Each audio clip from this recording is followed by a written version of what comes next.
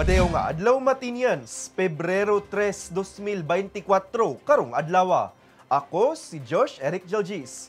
Uban ni kami alang sa mga labas nga mga balita gikan sa lokal nga panggamhanan, ubos sa administrasyon ni Mayor Michelle Nakpil-Rabat. Ug aniya ang atong mga headlines. Ikatulong nga Super Health Center itukod sa Dakbayan. Mga naguba sa baha ug landslide ipang rehabilitate.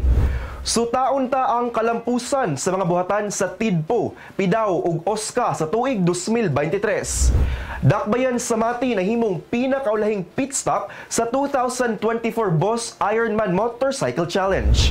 Ug mga aksidenteng natala atol sa Boss Ironman atong sayron. Kana ug uban pa sa pagbalik sa Ang Mati karon.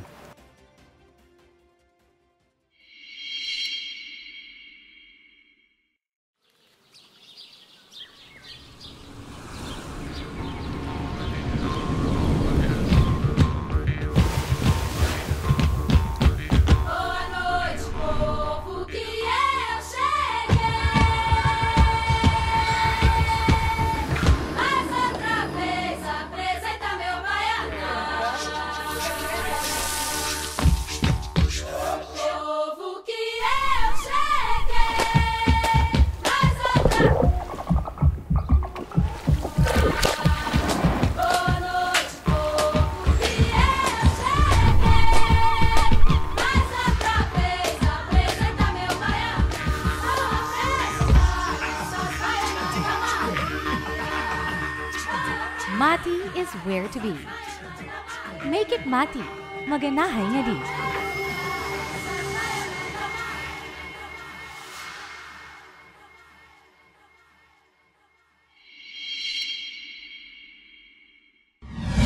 Kabay gustong isumbong nga problema sa inyong barangay? O di ka proyektong kinahanglan ninyo nga wala nga tagad? Kung kamo nangitag kadangpan sa inyong suliran, i-report na kana sa Ang Mati karon.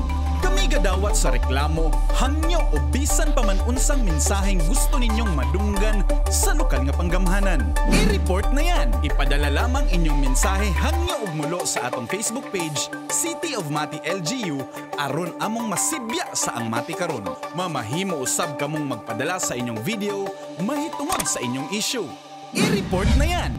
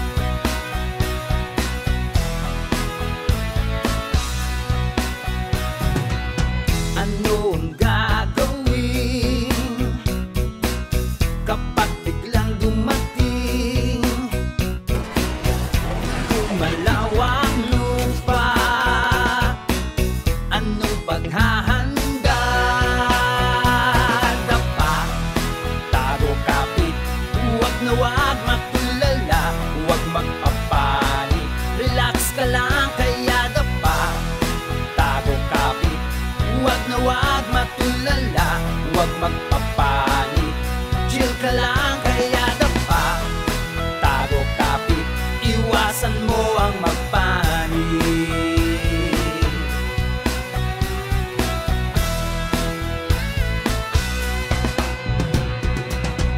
anumang intensity, dapat handa ang sarili. May open space of safety. Always be alert and be ready. Dapa, tago, kapit, huwag na huwag magtulala, huwag magpapanik, relax ka lang, kaya dapa, tago, kapit, huwag na huwag magtulala, huwag magpapanik, chill ka lang, kaya dapa, tago, kapit, iwasan mo ang magpanik, iwasan mo ang magpanik, dumapa, magtago, kumapit, relax at ready ka lang, iwasan mo ang magpanik, dumapa, magtago, kumapit, relax at ready ka lang, be alert and ready ka lang.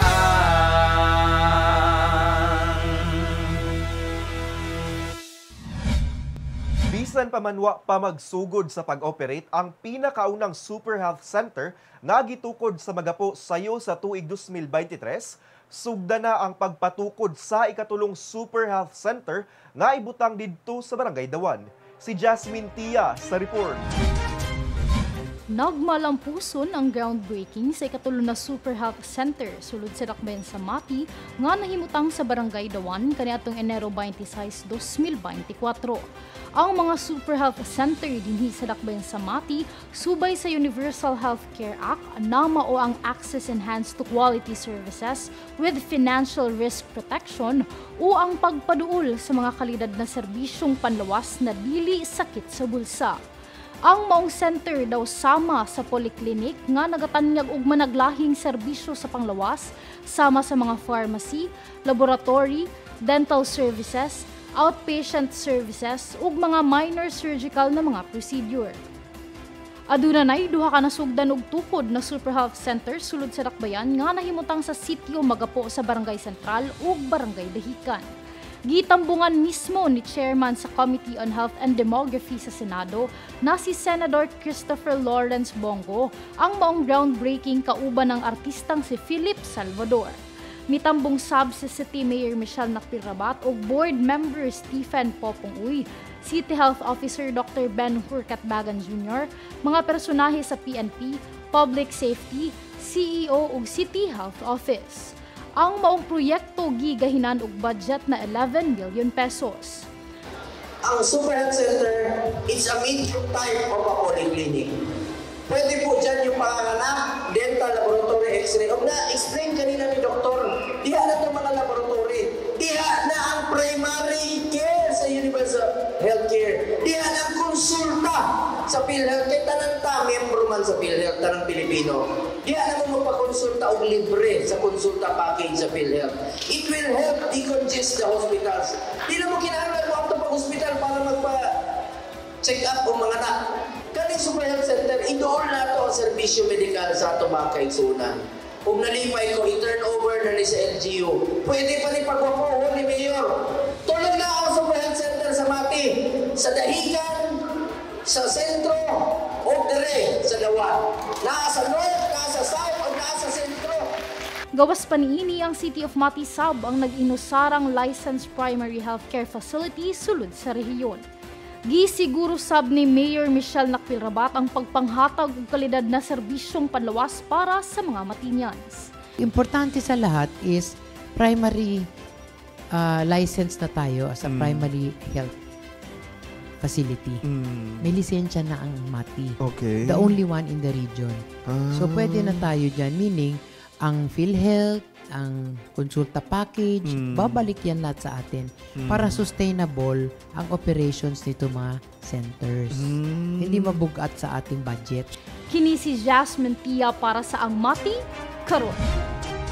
Giplanuhan na sa City of Mati, LGU, ang pagpaayo sa mga kadalanan, tulay ug creeks dinhi sa Dakbayan na naguba tungod sa mga baha ug landslide nadala sa shear line kaniadtong miaging semana. samtang sagunsong ulan usab ang nasinati sa dakbayan karong semanaha hatod sa low pressure area kon LPA.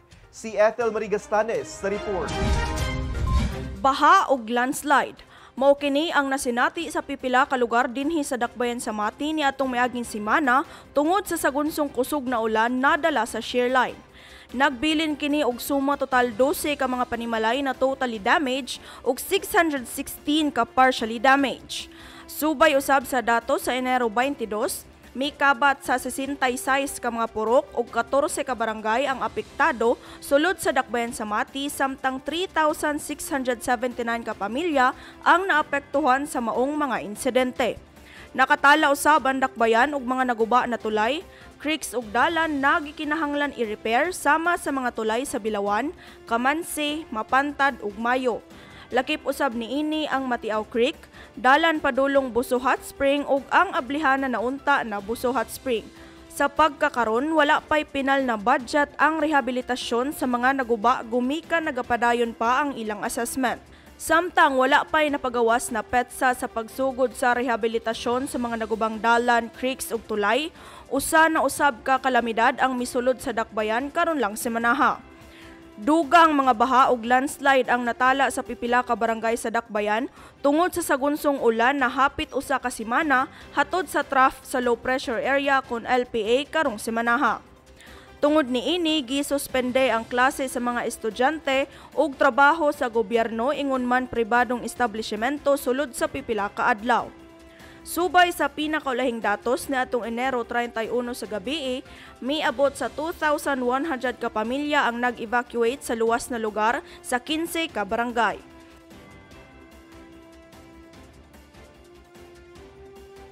Ang mga evacuees gihatagan og food packs, tubig na mainom, tents, banig ug habol.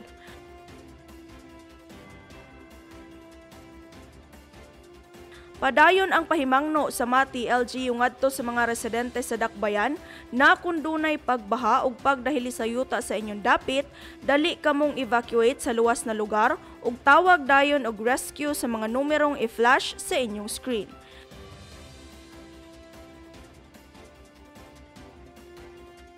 Kini si Ethel Marie Gastanes para sa Ang Mati Karon.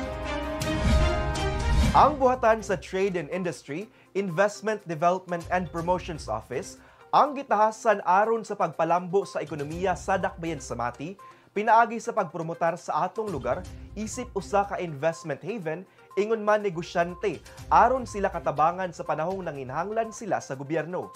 Atong sutao ng accomplishment report sa tiidpo alang sa tuig 2023 sa report ni Jilbis Jean Patalingho. Mapasigarbuhon sa pagpamalandong sa dagkong mga kalampusan sa tuig 2023 ang Trade and Industry Investment Development and Promotions Office niining dakbayan sa Mati. Kini usa ka importanteng kabahin sa gobyerno nga gipahinungod sa pagpalambo sa lokal nga ekonomiya ug adunay sentro nga papel sa pagporma og pagpatuman sa mga estratehiya aron mapalambo ang pamatigayon, pagdani sa mga investors ug pagpauswag sa lain-laing mga industriya sa sulod sa syudad. Usa niini ang Tatak MNR program nga nagsuporta sa mga local business. Malampuson nga naproseso sa buhatan ang mga loan packages alang sa 17 ka mga aplikante pinaagi sa Tatak MNR program. Naglakip kini sa makuti nga pagsusi sama sa assessment and verification of application requirement, credit investigation, loan counseling ug uban pa. Ang highlight mao ang paghatag og tseke alang sa 17 ka mga aprobado nga aplikante nga nagkantidad og 2.5 million pesos aron mahatagan og pinansyal nga suporta ang mga local business owners. Aduna nay kinatibukan nga 155 nga mga business establishments ang nakadawat sa maong pautang nga nagkantidad og 14,955,000 pesos. Taliwala niini subay sa Executive Order No. 46, ang buhatan nagtukod og Technical Working Group aron mapadali ang pagmugna sa CMT-IPC kon City Mati Tripartite Industrial Peace Council. Kini nga estratehikong lakang nagpasiugda sa usa ka industrial harmony. Dugang pa, ang buhatan malampuson sa pagpasa sa resolusyon alang sa pag-request og pondo ngadto sa nasudnong buhatan para sa kadiwa ni ani at kita. nagpakita sa usa ka proactive nga pamaagi sa pagsiguro sa pinansyal nga suporta alang sa sektor sa agrikultura.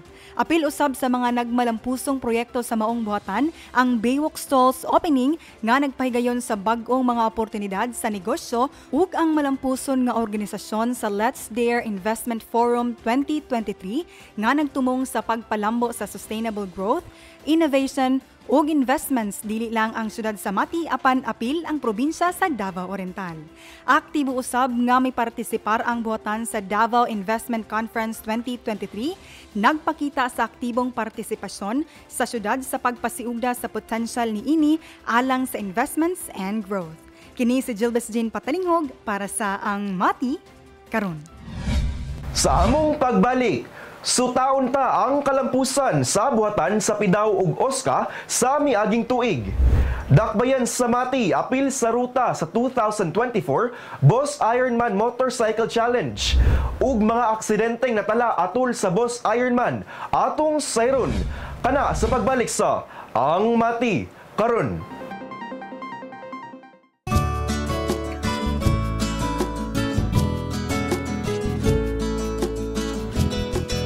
May cute na kit si Buboy, kaligtasan ng laman. Ang cute na kit ni Buboy, laman ay kahandaan. Ang cute na si Buboy, always ready sa sakuna. Ang cute na kit ay survival kit pag may calamity. May posporo, cellphone at flashlight, ID at radyong di baterya.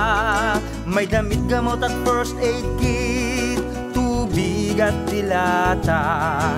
Ang cute na kit ni Buboy, always ready sa sakuna. Ang cute na kit ay survival kit kapag nagigipi. May underwear, toys at crayons, kumot, malong at pantalon. May Swiss knife, lubid at pito, important documents ay baon. Ang cute na si Buboy, always ready sa sakuna.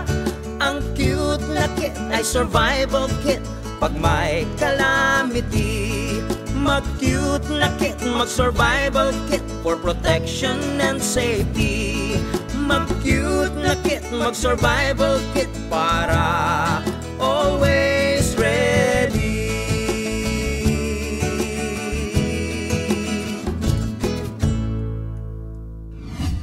Padayon nga prioridad sa lokal nga panggamahanan ang mga kalihukan alang sa kaayuhan sa senior citizens ingon man sa mga persons with disability sulod sa dakbayan. Kung unsa ang mga kalampusan sa mga buhatan sa Office of the Senior Citizens Affairs ug Persons with Disabilities Affairs Office sa tuig 2023. Ania ang report. Sa usa ka makanunayong pasalig nga mapasiugda ang inklusibong komunidad, gihatagan og dakong importansya ang mga panginahanglan sa mga sektor sa katigulangan ug mga dunay apan. Ang buhatan sa Office of the Senior Citizen Affairs, kon OSCA, ang nanguna aron matubag ang mga panginahanglan sa elderly population. Sa tuig 2023, sumatotal sa 10,033 senior citizens, edad 60 pataas, ang nakadawat og 3,000 pesos semi-annually o 6,000 pesos kada tuig gikan sa Social Pension for Indigent Senior Citizens ubos sa DSWD, samtang 4,890 senior citizens ang nahimong benepisyaryo sa 500 pesos quarterly pension gikan sa lokal nga panggamhanan sa Mati. Mukabat usab sa 1,678 senior citizens ang nahatagan og tabang pangmedikal ug food commodities, inubanan sa 1,325 nga narilisan og senior citizen IDs. Nahimo sab mahinungdanon ang mga selebrasyon sama sa Elderly Filipino Week, diin gihatagan og tig 10,000 pesos ang 26 ka chapter presidents alang sa pagpahigayon sa Senior Citizens Day sa matag barangay kaniadtong Agosto. Samtang dakong pag-ila ang gihatag ngadto kay ang Hilita A. Kamango kinsa usa ka 100 years old Matinian nga nakadawat og 100,000 pesos isip benepisyaryo sa Centenarians Act of 2016 ug laing 10,000 pesos gikan sa LGU Mati inubanan sa Plaque of Special Recognition. Padayon sab ang kalampusan sa paghisgot sa mga isyu, panginahanglan ug kalihukan sa maong sektor, pinaagi sa binulan nga mga meeting sa 26 ka senior citizen chapter presidents gikan sa managlahing barangay, rason nga mas mapanindot pa ang serbisyong ihatag ngadto sa elderly community. Ang Federated President jud karon naa sila'y plano sa ilahang mga activities para sa mga senior citizens sa Mati City.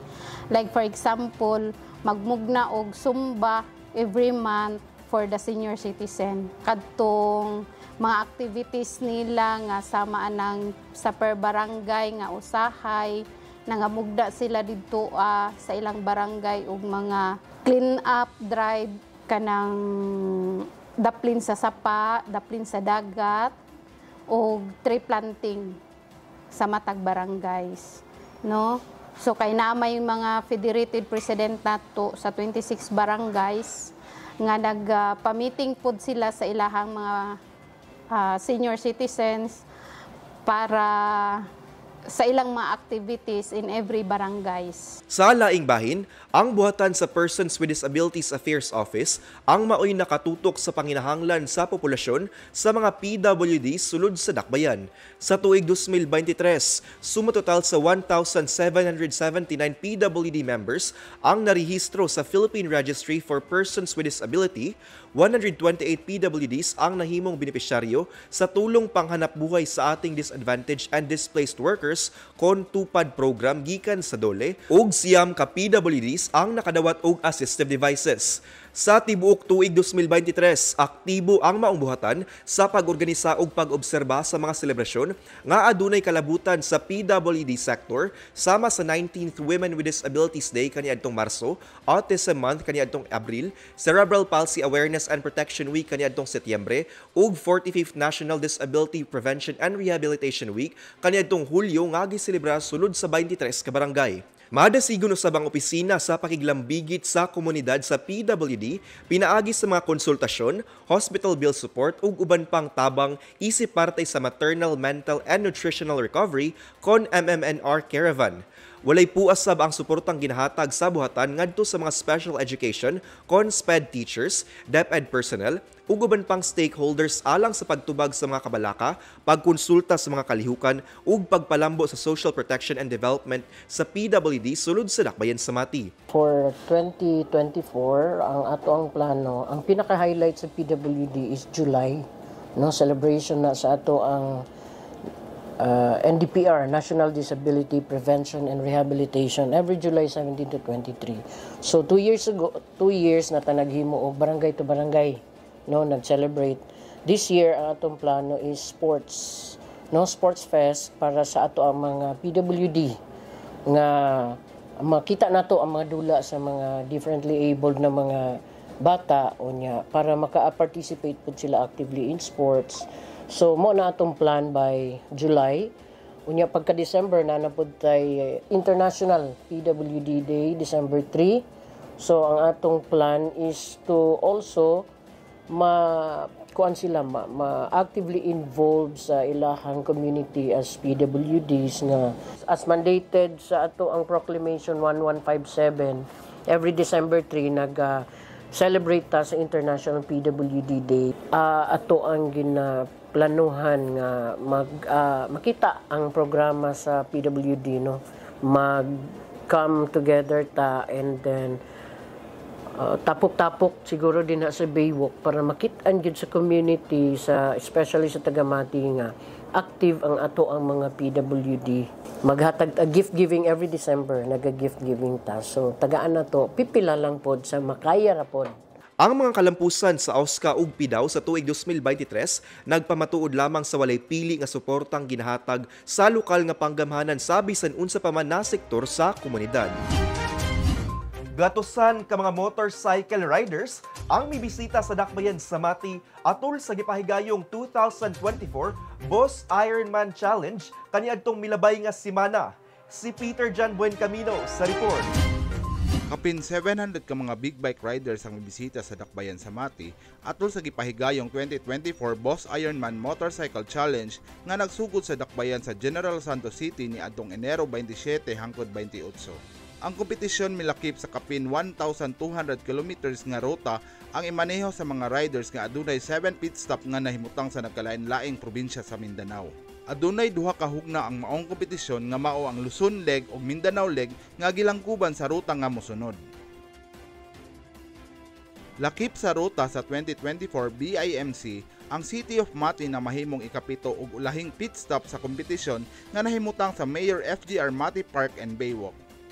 Mikabat sa kapin 734 ka mga riders ang miapil sa maong Ironman Challenge apan subay sa datos sa ulahing pit stop 673 na lamang ang nirehistrong miagi sa dakbayan sa Mati. Samtang gideklara na disqualified tungod sa overspeeding ang tulo ka mga finishers na mao sila Jerwin Matibag, SMB Motovlog ug ang ikatulo na si Mayor Randy Isiya.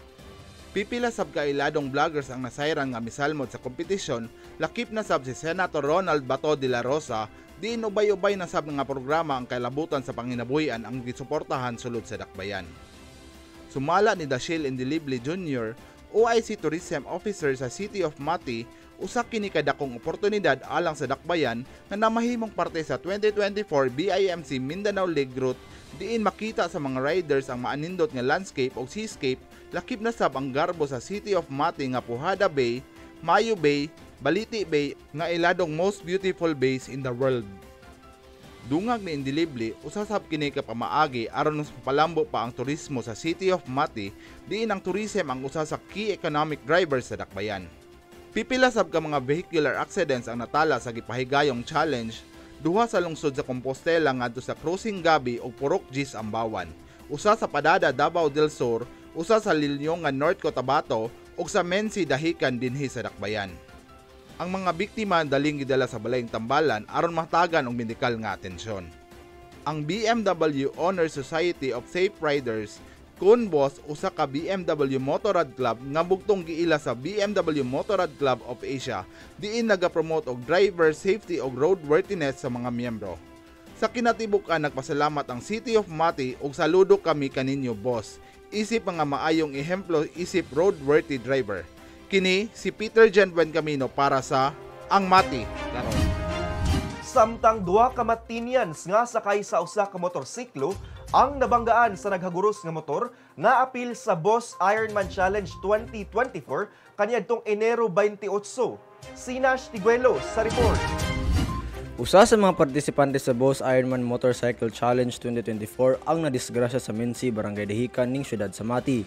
Sumala pa sa City Health Office nga wa nagpadapli ng driver sa motor nga ana ay sakay nga bata hinungdan nga nabanggaan kini sa rider sa BIMC.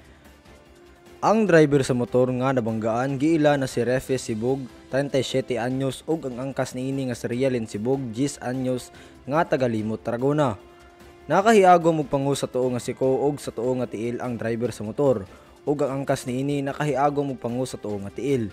Ang driver sa motor ug angkas niini gidala dayon sa Davao Oriental Provincial Medical Center kundi OPMC aron matambalan ug mahatagan og tabang. Samtang ang rider sa BIMC 2024 wala kaayo maunsa sa nahitabong disgrasya. Diin kini naka-check-in pa sa FGR Baywalk ug nakapadayon sa maong lumba padulong General Santos City. Ang maong padula gisugdan kaniadtong Enero 27 hangtod 28 nga mituyok gikan Central Mindanao padulong Bukidnon. Dayon dinhi sa Davao Region ug anaay kalayon nga 1,300 plus kilometers ug ang finish line ini didto sa General Santos City. Gawas sa usa ka disgrasya nga nahitabo, malang pusong naka-check-in ang ubang mga partisipante sa BIMC 2024 ug gisugat og gatusan ka Matinians didto likod sa FGR Baywalk. Kini si Nash Tiguelo para sa Ang Mati Karon. Ania ang atong dengue updates ug orden de Cotibo. Apil na ang mga aktibidades sa atong halangdong Mayor Michelle Nakpilrabat karong simanaha.